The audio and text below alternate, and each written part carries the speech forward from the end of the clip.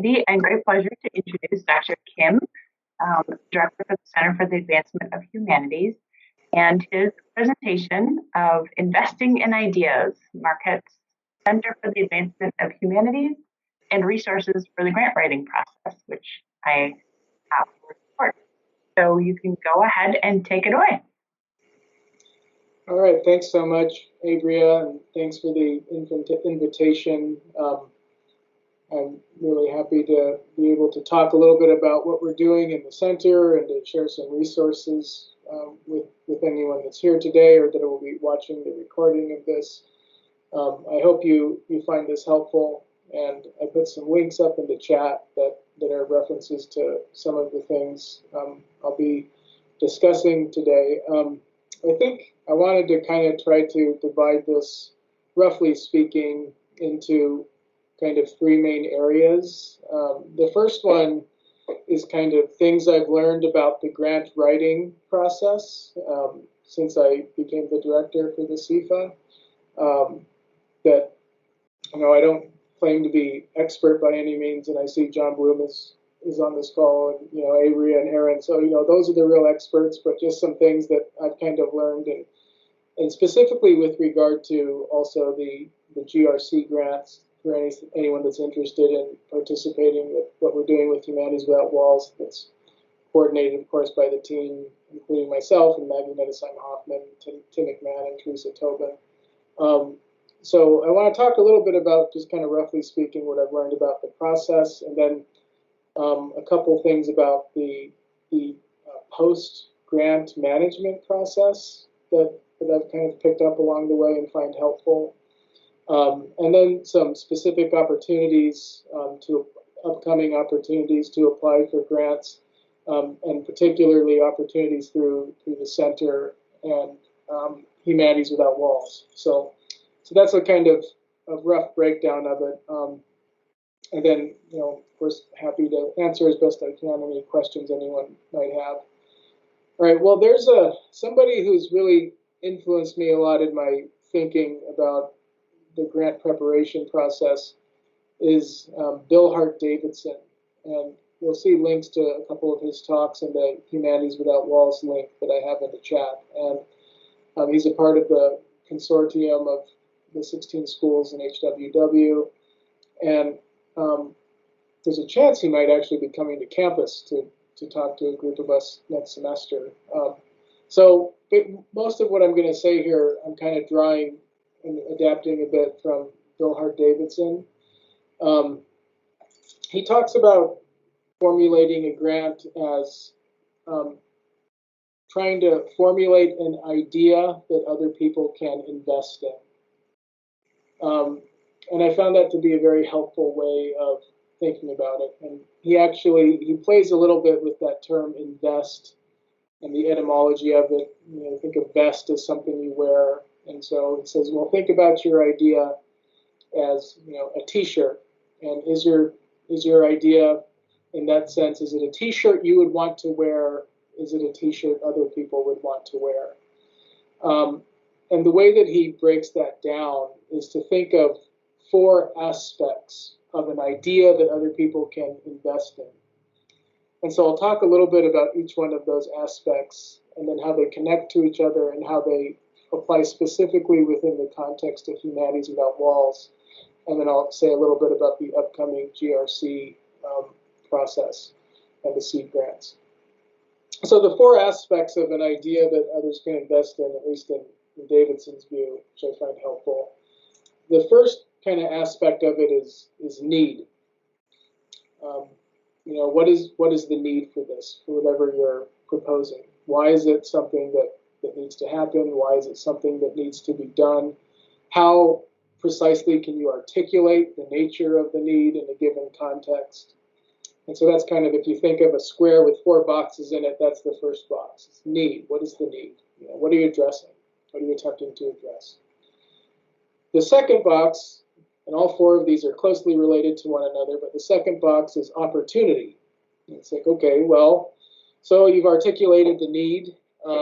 Why is your group, whatever that might be, the Center for Peacemaking or the Center for the Advancement of the Humanities, or a particular group of interdisciplinary faculty in the humanities and natural sciences, whatever it is. Why is your group uniquely situated to be responsive to that need? What is it about your steering committee or your group or who you propose to assemble that uniquely positions you to address the need as you articulated it?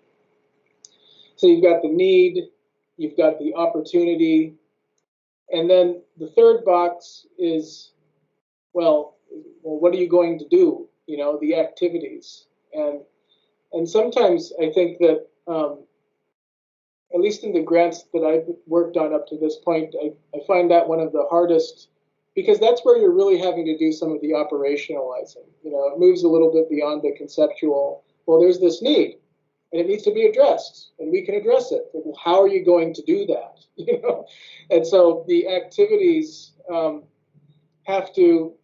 it has to be, like, all of these are closely integrated. It has to be clear why the activities are activities that you're uniquely positioned to be able to do, and how they're directly addressing the need that you articulated.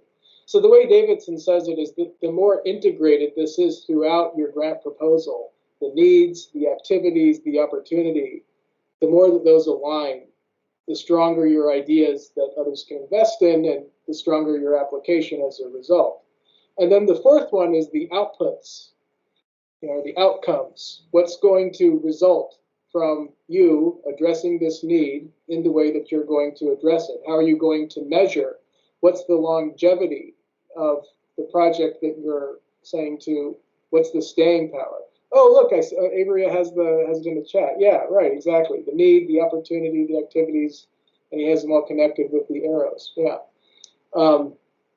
So it's integrating all four of those. And Davidson talks about how, you know, if you can come up with a neatly aligned and integrated concept that brings all of those four into a kind of harmony or alignment, well, that's the t-shirt you wear. That's the t-shirt you're asking other people to wear. And I found that way of approaching it and thinking about it very helpful in terms of the grant writing process. Now, I want to say something specific about Humanities Without Walls and how this applies to anybody who might be thinking about applying for a Grand Research Challenge grant. Just to give a little bit of background on that for those that might not be familiar. And Maggie Nettesheim-Hoffman's really the person to ask if you have any specific questions about this, because she's the expert. So I'll do my best, though, to do a Maggie Nettesheim-Hoffman impression here. We had a round of seed grants that we funded up to, I believe it was 2,500 last semester. And those seed grants are for teams that are engaging in interdisciplinary and community partnered projects. And the aim of those seed grants is to help build a process whereby the team can submit an application for the Grand Research Challenge grant, which I have a link to through the Mellon Foundation in the chat. Those are up to $250,000, I believe. And we're launching another round of those in the spring. So there will be another opportunity for seed grant proposals, and then subsequently applying for the GRC next year. So the thing that I guess I would focus on briefly with those applications in that process, for those that aren't familiar with Humanities Without Walls, the integrating theme of the GRC and HWW for this year and next year is reciprocity and redistribution.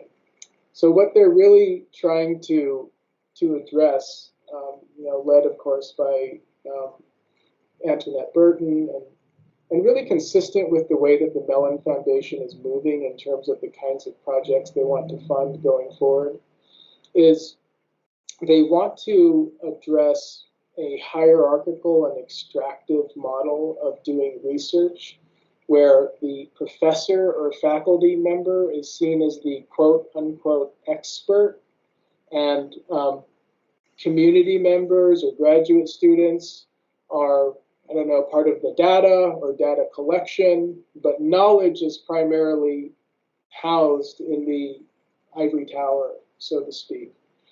What reciprocity and redistribution speaks to is an attempt to partner, to form community partners, and also in terms of relationships with graduate students, where there genuinely is reciprocity, shared responsibility, and redistribution of those roles as they exist in a hierarchical extractive model, such that knowledge, epistemically speaking, isn't seen as housed merely within the expertise of the academic, but there's experiential knowledge, there's community knowledge, and experience is epistemic. So this means that community partners bring their own knowledge and are full partners. They're not just kind of a resource for data collection or something of that kind. And it means, in addition, that the outcome and part of the outcomes of the project should be mutually beneficial. It means also that graduate students are equal partners in the sharing of information, of knowledge. So one way of thinking about it is that if you think back to that box with the need and the opportunity and the activities and the outcomes, reciprocity and redistribution doesn't mean that that the shared reciprocal redistributive aspect is baked in only to the activities and the outcomes, such that the academic experts determine what the need is, why they're a unique opportunity to address it, formulate the activities, and then the community partners participate in what the experts design. It's rather the case that the process begins from the outset in a genuine partnership, such that the need itself, and we have some teams right now that we awarded seed grants to that really have managed to bake this in impressively into their grant proposals. The need itself is articulated through conversation and partnership with the community. It's like we in the academy, we don't necessarily know what the needs of a given community are. Like, they need to tell us what those are. We don't determine those. That results organically from a shared conversation. So the need, the opportunity, the activities, the outcome, reciprocity and redistribution frames that entire process and is integrated throughout. And that includes the graduate students too. So there is something in this HWW move that I think, in my experience so far, and I've been doing this now officially, I guess, since July. It takes it really takes some time to kind of think about and understand and grasp, because there's some ways in which maybe as academics we're habituated that this is asking us to unlearn. There's also a profound room for creativity in it, because the reciprocity and redistribution model is very clear about what we want to move away from, which is that kind of hierarchical extractive model where knowledge is housed specifically in the faculty expertise. So it wants to move away from that. But in terms of the forms that reciprocity and redistribution takes and the kinds of projects that emerge guided by that philosophy, which puts that ethical maxim at the very forefront of the project, well, we're kind of finding out the different ways that can look. And we're kind of finding what are exemplary ways of trying to carry that out. It's not just one mold or kind of one-size-fits-all approach. So I think we funded 5 seed grants in this last go-around. And of those 5, I believe it's 2, to check with Maggie, there's 3, okay, 3, that are applying for the full GRCs this go-around. And we're really hoping to get another impressive round of applications for seed grants beginning in the spring, and then you would be applying for a GRC if you were able to develop your project sufficiently around this time next year. So I hope that's something that everybody is is well aware of. It's something that we have here at Marquette that we're doing that's really bringing a lot of faculty and graduate students and community partners together. Where we're doing engaged scholarship, we're doing scholarship that is truly beneficial not only to us but to the community, and that is moving very much in the direction that the Mellon Foundation is moving. We have great resources here, in addition to, Avria and Aaron who are in here. I mean, we hosted 2 humanities collaboratories over the course of the previous go-around. Rob Smith led one of those. And, it was a really great opportunity to think about, the ways that we're participating in engaged scholarship on campus and to do public-facing humanities work that's ordered to, through humanistic inquiry, addressing some of the great challenges of our time. So there's a real meaning beyond it, meaning within it that, I found very life-giving in my time in this position, and I hope more faculty will become involved in. So I want to, and again, you can contact me, and then you can also contact Maggie Nettesheim-Hoffman, who coordinates HWW here at Marquette. So I wanted to make sure that's on everyone's radar. I also wanted to speak to another issue, so I might be going a little bit out of order in terms of that initial roadmap that I laid out at the beginning of this presentation, but I think doing it this way will make more sense for reasons that ought to soon become apparent, hopefully. One of the issues that we've faced a little bit with the Grand Research Challenge grants, or just large grants, generally speaking, is that it takes quite a bit of time and energy to manage them. So I think it's easy to think about the the grant preparation process as the real heavy lifting, so to speak. But I've heard several people express the sentiment to me that the real hard work begins if you get it, if you're awarded the grant. And so one thing that I just want to make sure to highlight is that with regard to the HWW GRC grants, Mellon doesn't permit building into the grant course releases, for example, that might give faculty more time to focus on managing the grant. However, what we were able to discern throughout kind of the previous year, throughout this process, is that it is possible to, if you're applying for a GRC grant, simultaneously apply for a regular research grant or summer faculty fellowship through Marquette. And you'll see in the links that I gave, there's a very excellent talk that Leslie Knox was gracious enough to volunteer to give for the center, where she's talking about strategies for applying for a regular research grant or summer faculty fellowship. And I won't try to reiterate that presentation. I highly encourage everyone to watch it because she used to be on the committee that approved those, and it was very helpful in terms of strategies. But I did specifically ask her, if you click on the link, you'll see it towards the end. I asked her, if you were doing research related to another grant, could you apply for this in order to get a course release? And she said, yeah, you could. So that's something that you really want to factor in if you're applying for one of the larger grants. I mean, not only that, it could be for other research that you're conducting, but in terms of the post-grant management process, do you want to get, do you need to seek out avenues to make sure that you have the time that you'll need to engage in the grant management process? So I did want to highlight the regular research grants and summer faculty fellowships, both for their own sake as opportunities, but also opportunities that can kind of be combined, I suppose, with other things that you're doing to try to give you the time that you need to carry out the research. Okay, so I think that covers the regular research grants, the summer faculty fellowships, and the Humanities Without Walls Grant Research Challenge. Those seed grant proposals will be sending out the call for those early next semester.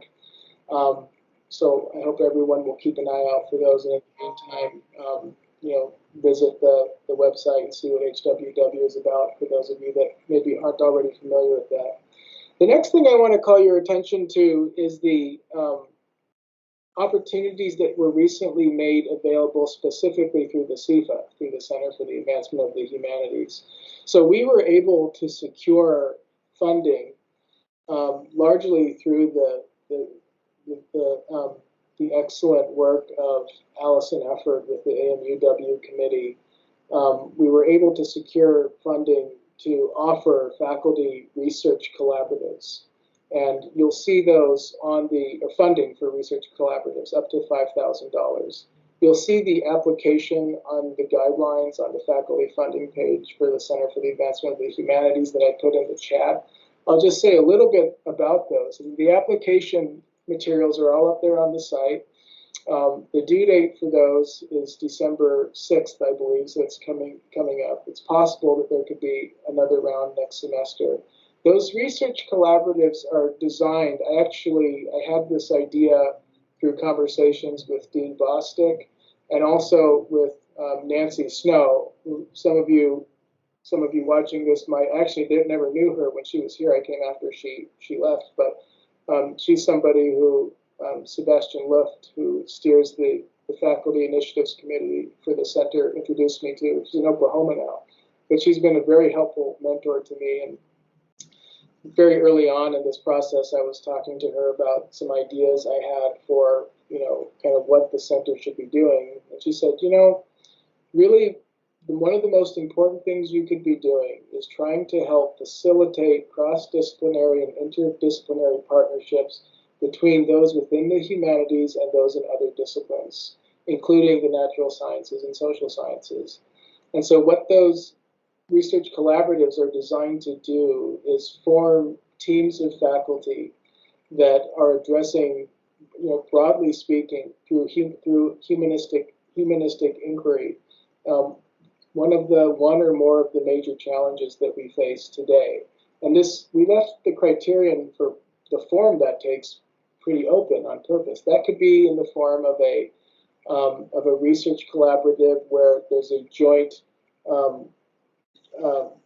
where faculty come together to discuss a specific text or set of texts. We did ask for a deliverable at the end of the project, so that could be an application for a grant, it could be attending a conference, it could be a wide range of things, it could be a curricular proposal.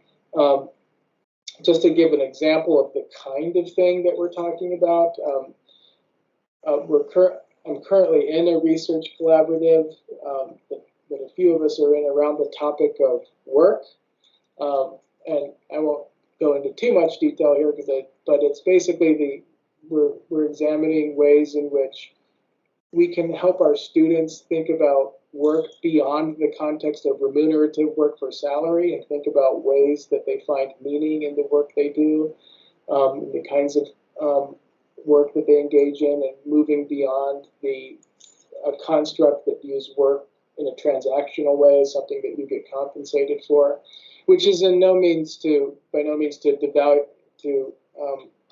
the importance of that kind of work, but to think about ways we can help our students think about themselves and the things that they invest with meaning in manners that are maybe significantly different from a kind of transactional context in which everything is about kind of ways in which one is being compensated for the work that one is doing. So that's one example of that, but that could take many forms. And we, again, will fund up to $5,000. We have, I think, 3 applications in right now that are all very exciting, but I hope to get several more of those. And on the same site, when you click that link, you'll see the applications also for the Research Scholar Awards. So I want to make sure that everyone is aware that those are there. We hope that you'll apply. If you have any questions about what's required or what we're looking for in those, please reach out to me, and I'm happy to assist you in any way I can. One other thing that you'll see on that same page is our mini grants. So this is a kind of different thing where if you need a smaller amount of funding for something you're doing, this is $400 or less, you can send an application. Father Michael McNulty was gracious enough to offer to steer that committee along with Josh Burns and Melissa Gans, who also coordinates our Humanities Research Colloquium. And we evaluate those on a rolling basis at the beginning of each month. We've awarded, I think, 3 so far, something like that. So that's also something to look into if you have a smaller project. What we're looking for in those is something, I mean, it can be obviously housed within your discipline, but has reach in a broader sense and would be interesting to people on campus, and involves the humanities in a wider scope than something that just a few experts in your discipline maybe would be interested in.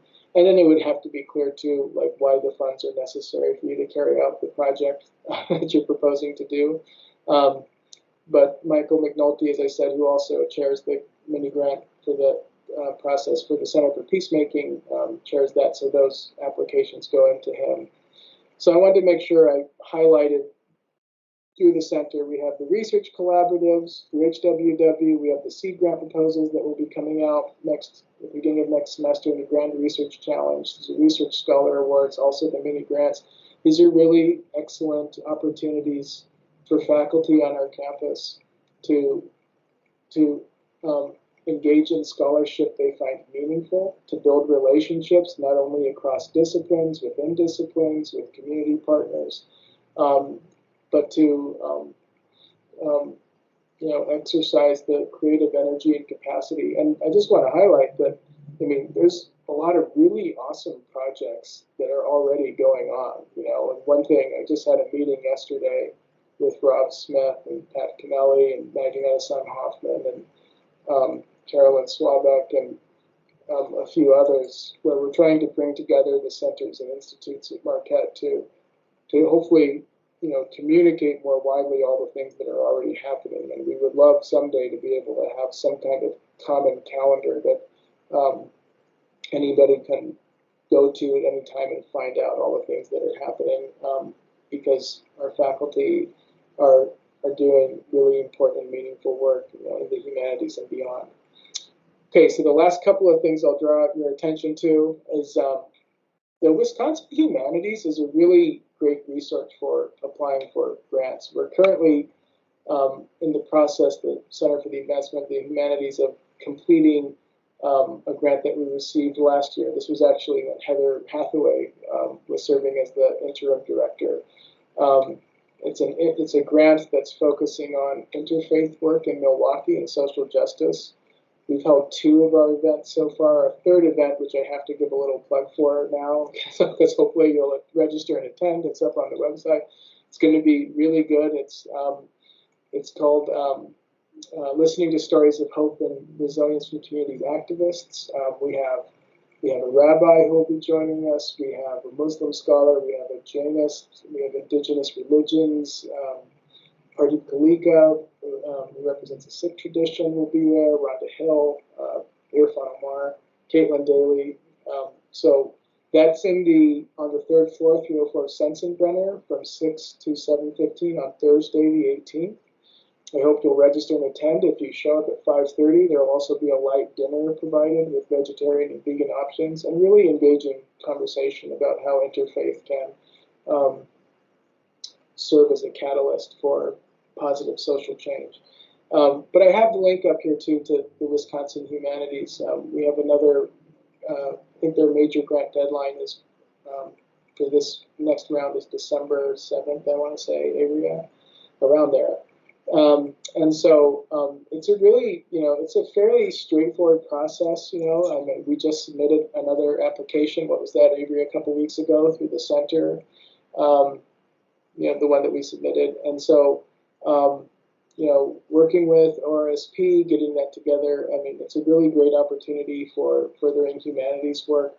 And then I put also this link to the ACLS public sustaining, it's called Sustaining Grant. This is a theme that's similar to an NEH round of grants that came out last year too. That's focused on how institutions or organizations within institutions that were adversely impacted financially by the pandemic with regard to staffing or ongoing programming It was actually Dean Bostic who alerted me to the presence of this grant, and it's another opportunity, in addition to kind of the big ones that everybody already knows, NEH and Mellon, to try to secure funding to carry out scholarship and work and partnership in the humanities. So I think that's basically what I have. I wanted to talk about the kind of things I've learned about forming a grant proposal, and the focus there was on that box that Avery helpfully put into the slide. What's the need? What's the opportunity to address it? What are the activities? What are the outputs? How do those harmonize and integrate? And then having reciprocity and redistribution really baked into that entire idea, especially in the case of Humanities Without Walls grant research challenge grants. And then thinking to planning ahead for the post-grant management process about ways you can combine or bring together different funding sources to make sure that you have the time and resources to actually carry out and execute the grant.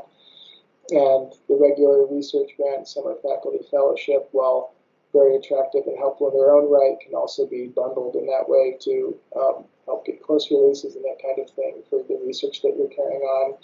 And then the importance of fostering cross-disciplinary partnerships in order to addressing major problems and challenges that we confront as human beings living at the time and age that we are now, the 21st century. And we're really hoping that those research collaboratives will give our faculty an opportunity to come together, build relationships, and address those challenges in a manner that will be beneficial and illuminative and elevating, not only for those of us here at Marquette, but also the wider community. And I think with that, I'll stop talking and see if there's any questions or anything, because I feel like I've been talking a long time. So thank you again for having me.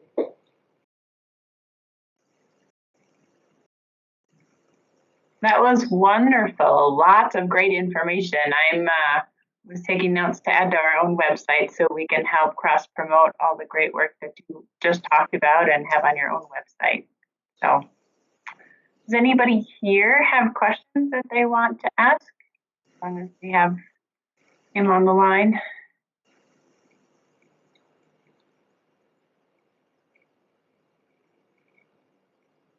Yeah,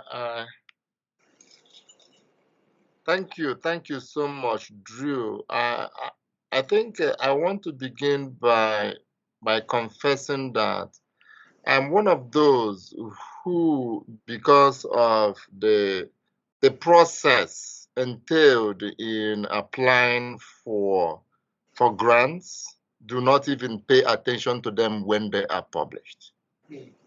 Like you have to get this reference from this person, do all that.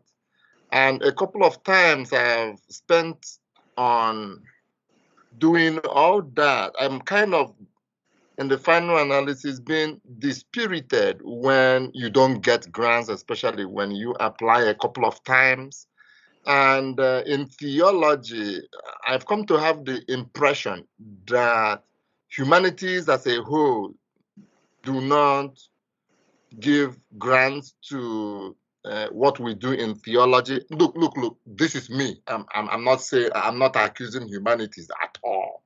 So, but what you've just said now is quite encouraging, and this is the major reason why I signed up for this presentation. Maybe, not just maybe, from now onwards, I will apply for virtually anything. And maybe in the final analysis, one or two or three, because I do a lot of things. And most of the time you see that you don't have the funding, and the time you would have spent on research, you put yourself out there to teach in summer, and all those things take a lot of your time. So just to say thank you for the encouragement, and I would just add that now and again, we do this often so that we know that these resources are out there and we avail ourselves of the opportunity. Thanks. Absolutely. Thanks for saying that. I would just say a couple of things in response to that. one, and I'm sure you already know this, but the Templeton Religious Trust and the Templeton Foundation, I mean, some things that are having projects that are specific to theology, spirituality, especially if there's any sort of connection to neuroscience or another discipline, that's a really great resource for that. The other thing I'd say is that I think I know a little bit about what you mean about the dispirited thing when it doesn't come through, but a couple things I found, and one is that, I mean, everyone in ORSP is just so encouraging and helpful, and that kind of helps you get through some of the disappointment when maybe one doesn't go through. But then also, I think the first one I ever applied for on my own, Avery told me, even if you don't get this one, some of the work you do developing this could end up being applicable to something else that comes up later, or it might, that kind of, a little changes here or there, it develops in some way, and that actually turned out to happen just very recently with something that we're going to apply for. And then another thing too, and I found this to be especially true because Maggie Nosheim-Hoffman and I were just talking about this, and Tim McMahon and Teresa Tobin. Well, how do we measure whether, like, the quality of the GRC proposals, or that the entire process with the collaboratory and the seed grants and everything, and is the only measure whether they get the GRC grant or whether they don't, which is a pretty high bar because, the majority of people that apply aren't going to get that. And we were talking, I believe that was with Carolyn Swabeck in Trinity, and about how kind of they measure, Trinity Fellows, how they measure the success of students in their program with regard to job placement and that kind of thing. And one of the things that we were discussing is that, we need to come up with some kind of qualitative survey that speaks about all of the ways that the process of preparing and submitting a grant can benefit you, even if you don't objectively get it. I mean, the relationships that you build, the things that you learn along the way in the process, the kind of formation that you experience as an individual. And so I think especially, we're really trying to focus on grant projects that are involving teams, and in particular cross-disciplinary and community engaged teams. There can be, I think, a lot of qualitative benefits that accrue that could be ordered to a grant submission at some point in the future, but that even if they're not, are still well worth doing, even if it's just on the level of relationship building. So those are things that kind of help me pick myself up after feeling dispirited. Thank you.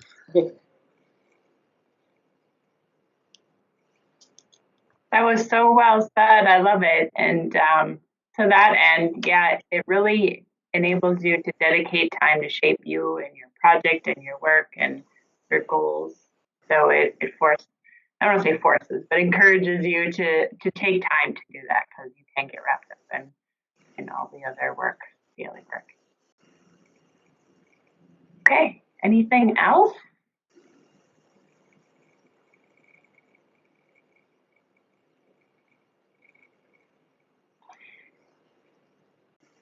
Okay, if not, I will I'll stop the recording. Yeah, and I want to say thank you. Oh, yeah. I thought you were waving goodbye. Yeah, go ahead. Yeah, so since there is no other person who wants to ask, this was initially when I joined Marquette in 2012. I learned a lot from Erin. I participated a lot in grant preparations, but then again, some of those grants were limited to American citizens, of those who have stayed in Marquette for up to 3 years. So, and maybe I'm not trying to say that we change some of those policies, because maybe there could be so many reasons for those. But when you enter and you really want to start right away, and for one reason or the other, either your status or your number of years, this could be one of the reasons why. Okay, it's their thing, and that's okay. I'm not involved. I'm not included. Maybe after some time. So, but I just want to point out that while some of these grants are published, that maybe there could also be a way of encouraging people who, for one reason or the other, may not qualify to apply, to not to be dispirited. Sorry, I'm using the word dispirited because it really hit me so hard. So, but I just wanted to point that, observe that as well.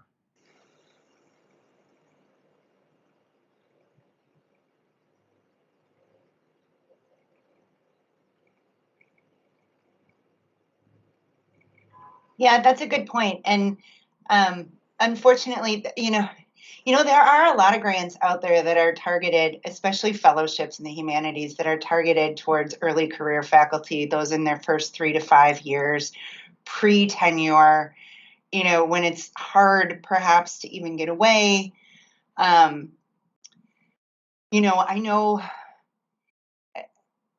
know one thing that the college has done is come out with their new policy about supporting fellowships, and I think that's really encouraging. I know the college has always been supportive, but this kind of makes the whole process much more transparent, and they really want to know your application plans, and they want to be supportive. And I think that's really helpful, and that's good to know, like, now, before you're even ready to apply for anything, because you know that the college will have your back, and they will be able to perhaps fill your salary cup if you give them enough notice beforehand, and the sponsor gives a certain amount of percentage of your salary or whatever like that. So I think that's one encouraging piece. The U.S. citizen piece, yes. I mean, that's just something we're not going to get around. However, the grant database that Marquette does subscribe to, Pivot, is full of a wealth of opportunities that are international. It's an internationally populated database. So we might be able to, or Joseph, you might be able to identify some alternative options using Pivot to kind of do a search. It looks like Avery is maybe going to put a link or something to Pivot in the chat. If you want to just like search on the Marquette website for Pivot, or go to the ORSP website and look for Finding Funding, there's all kinds of information there. We also record, I think Averia has recorded some Finding Funding presentations we've done that might be helpful. And then to go back to my first point about the length of time in a tenure position, right now, there just isn't that much out there available specifically for mid-career faculty. And this is a problem across the board. And I don't have any brilliant ideas or suggestions about it other than to just kind of keep digging, and hopefully you'll find something. I hear the need for that from multiple perspectives and multiple disciplines.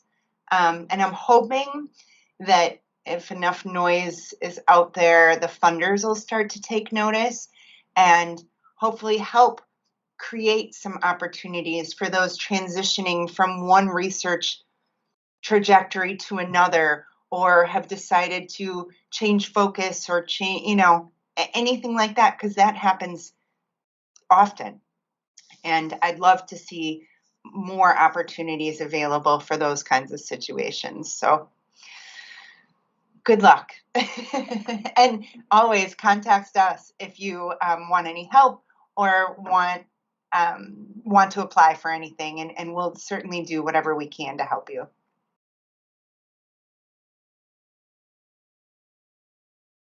Thank you. That was great info. And that made me think of one other thing I'm going to give a shout out to, as long as we're here and this is being recorded for others. We're having our Forward Thinking Research Symposium coming up. And I believe, Drew, you are going to have, or CfAH, the Center for the Advancement of Humanities, is going to have a table or some sort of representation there. So it's a great way to connect again with the center, connect with others and see what research they are doing, so we can do this cross-disciplinary approach and learn what everybody else is doing. And then we're also going to try and put together some opportunities that encourage collaboration, that are categorized around often things that people are looking to do, whether it's around education or maybe, early to middle career stage. I don't know, we're still thinking about what we're going to do, but we really want to encourage and put forward more information about opportunities. So we're going to put all of that together, and I put a link to that event, the Forward Thinking Research Symposium. And the crux of the event is the oral presentations and posters of the students and faculty that are doing their work. So that'll be there too. So make sure to check it out and spread the word. But that's another great way to learn more.